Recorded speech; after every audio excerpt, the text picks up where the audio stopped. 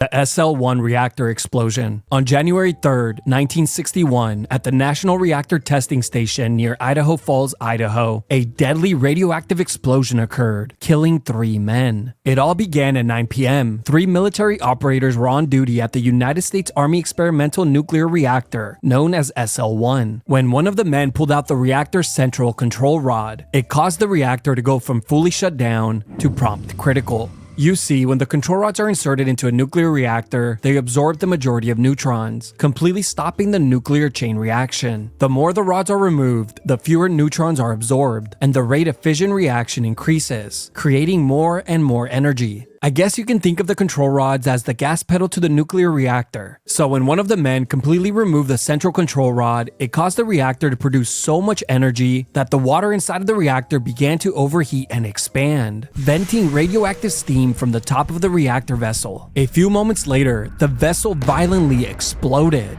One man was thrown into the air and impaled and pinned to the ceiling, while the other 2 men were fatally injured by the blast. Now, thankfully, the majority of the radiation from the explosion was contained inside of the building, which made cleaning up the disaster a lot easier. However, it still took about 14 months to fully decontaminate the area, with all the radioactive material being buried deep underground nearby. As for the 3 men who tragically lost their lives, they were each placed in lead-lined caskets inside a metal vault and then encased in concrete. To this day, no one knows exactly why the control rod was removed from the reactor. However, the most common theory suggests that one of the men's wives was having an affair with his coworker, and instead of crying and begging him to stop like a real man, he simply pulled the control rod instead, successfully avoiding a potentially awkward conversation.